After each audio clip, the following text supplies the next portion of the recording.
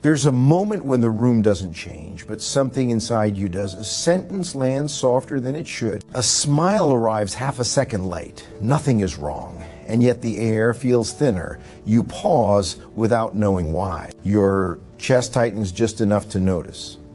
Not fear, not sadness, just a quiet withdrawal that hasn't been announced yet. It happens in ordinary places. A kitchen, a message thread, a voice on the phone that sounds the same but doesn't stay as long. You don't react, you don't accuse, you keep going.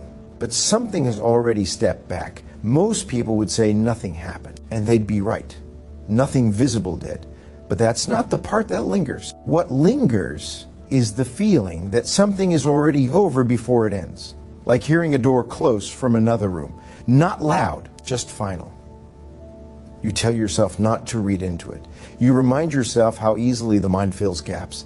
You let it pass. Still, later that night, it comes back, not as a thought, as weight, as tiredness that doesn't belong to the day you had. You start replaying moments, not obsessively, almost passively, as if something is asking to be noticed, but won't speak up. You wonder if you imagined it.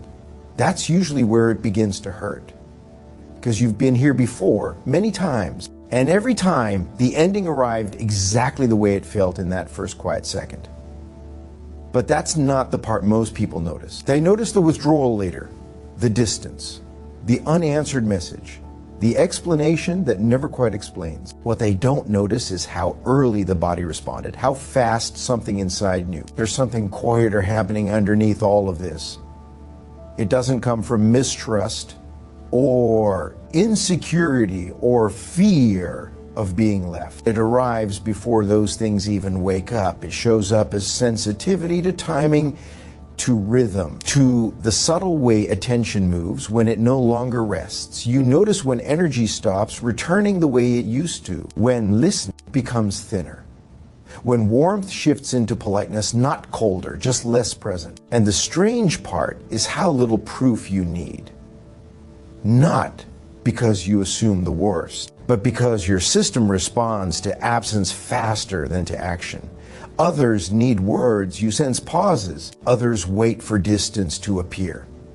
You feel the direction change while everyone is still walking forward. That's where it starts to feel confusing, because nothing has been taken away yet. And still, something has already gone. You try to stay where you are, to be reasonable, to let time clarify things. But time rarely contradicts what you felt in that first moment. It only confirms it more slowly. This is usually where people tell you to toughen up, to stop reading energy, to wait for facts. They don't understand that by the time facts arrive, the nervous system has already adjusted. You didn't predict rejection. You adapted to it early. But even that isn't the full picture, because what you sense isn't rejection itself. It's something just before it, a subtle internal shift in the other person, a change in how available they are to feel you. It's not a decision yet, not conscious, not named. It's a turning inward, a small retreat that hasn't admitted it wants space. And that's the part that registers first, before explanations, before justifications, before the story catches up. You feel when someone stops leaning.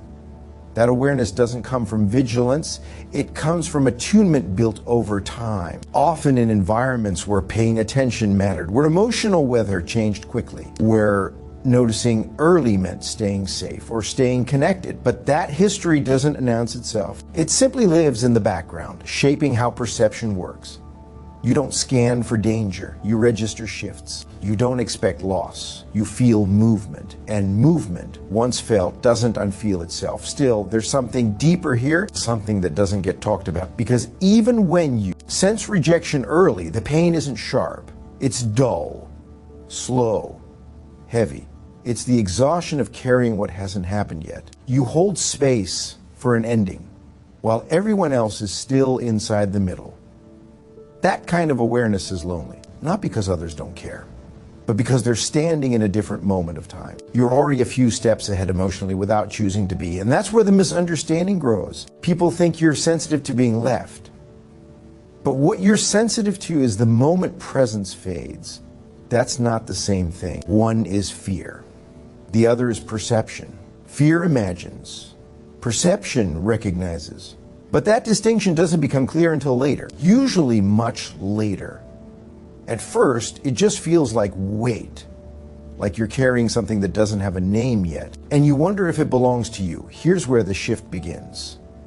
The awareness that what you're sensing isn't rejection itself. It's disengagement at the level of feeling, a subtle closing, a soft withdrawal of emotional availability. People don't reject suddenly. They disconnect gradually. And before they do it outwardly, it happens inwardly. That internal movement changes tone, timing, responsiveness. It changes how someone holds you in their attention. And attention, once altered, feels different immediately to someone attuned to it. That's the realization most people never articulate. You're not sensing the future. You're sensing the present more accurately. By the time rejection becomes visible, it has already existed internally for a while. You just felt it when it was still quiet. This isn't intuition as magic. It's sensitivity to relational signals others overlook, not because they're careless, but because their system doesn't register at that resolution. Yours does. And once that awareness clicks, something else becomes clear. You weren't wrong to feel it. You were early. Early often feels like wrong when no one else is there yet. That's why you second guess, why you wait, why you doubt your own experience. Because clarity without confirmation feels unstable. But over time, patterns repeat. Not dramatically, subtly. And eventually you notice the same quiet beginning every time, the same thinning of presence, the same slight emotional delay, the same internal heaviness that arrives without permission. It doesn't mean you should act on it. It doesn't mean you should confront it. It just means you're aware of it. Awareness doesn't demand response. It simply exists. And that's where the weight starts to soften. Not because rejection hurts less, but because confusion fades. There's relief in understanding that your experience wasn't imagined. It was unnamed. You were sensing the absence forming, not the loss itself. And once that distinction settles, something inside relaxes. You stop arguing with your own perception. You stop waiting for proof to validate what you already felt. You let the awareness be quiet. The pacing slows. The intensity drops. You don't need to explain it to anyone. You don't need to fix it. You just recognize the moment for what it is. A shift, a turning, a subtle goodbye that hasn't learned how to speak yet. And in that recognition, there's a strange calm, not resolution, not closure, just clarity, the kind that doesn't rush, the kind that doesn't demand anything from you. It simply sits beside you. And for the first time, the weight feels shared.